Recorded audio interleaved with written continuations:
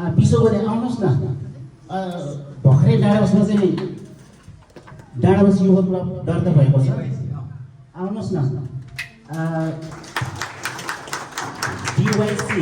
डिवाइसीले चाहिँ अब शिक्षा स्वास्थ्य खानेपानी यहाँ त्यहाँ हेर्छु भन्नुभएको छ। म आफै पनि मेम्बर छु, उहाँ चाहिँ अध्यक्ष हो। अनिखेरि त्यति मात्रै नभएर धार्मिक कार्यले पनि अगाडि बढाउने जिम्मा तपाईँले बोक्नुपर्छ। अनि सँगसँगै आउनुहोस् न, उपाध्यक्ष आउनुहोस्, सूर्यगोले आउनुहोस् न, अलि छिटो छिटो।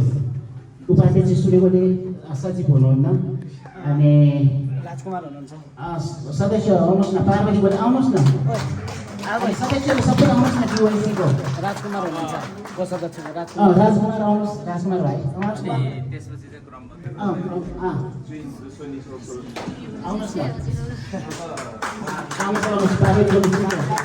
अस्ति मूर्तिको उद्घाटनमा चाहिँ हाम्रो पिसो गोलेले भन्नुहुन्थ्यो कि तपाईँको घर नभएको भइदिए हामीले मूर्ति उद्घाटन नै गर्न नसक्ने रहेछ भनिदिनु भएको थियो। तपाईँको अमूल्य योगदान, अमूल्य छ योगदान भनेर। डिवाइसीको मेम्बरहरू आउनुहोस् न, आनिस भाइ आउनुहोस् न। 3 दिन कति मेहनत गर्नु म सँगसँगै दौडिनु। अब आउनु आनिस भाइ छिटो छिटो।